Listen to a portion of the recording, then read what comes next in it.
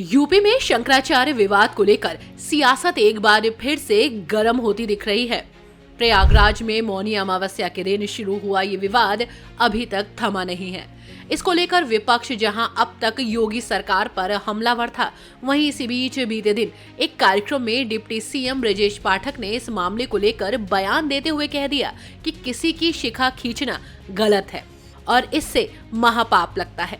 इतना ही नहीं, इसके बाद तो अब उन्होंने गुरुवार को यानी कि आज अपने घर पर 101 बटुकों को अपने घर बुलाया और उन्हें तिलक लगाकर उन पर फूल बरसाकर उनसे आशीर्वाद लिया।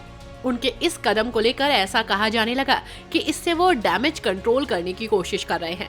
तो वहीं अब शंकराचार्य स्वामी अविमुक्तेश्वरानंद ने इस पर पलटवार करते हुए बड़ा बयान दिया है।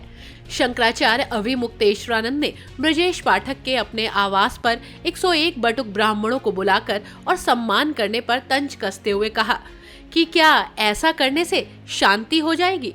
आप किसी को मारते हो और फिर उस पर फूल चढ़ाते हो, ये कैसे संभव है?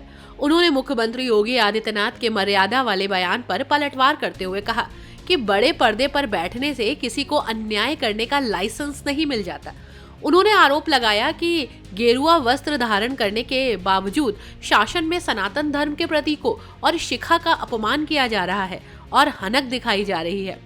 एक तरफ जहां उन्होंने सीएम योगी पर हमला किया, तो दूसरी ओर डिप्टी सीएम के कामों की सराहना भी की है।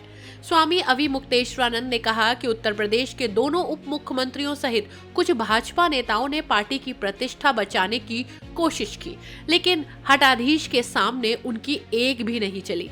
इसी के साथ अविमुक्तेश्वरानंद ने स्पष्ट कर दिया कि वे केवल बयानों और प्रतीकात्मक सम्मान से संतुष्ट नहीं हैं। उन्होंने इसे सनातन धर्म के ध्वज यानी कि शिखा पर प्रहार बताया है। उन्होंने चेतावनी देते हुए कहा कि अन्याय और अत्याचार करने वाला अंत में फंसता ही है।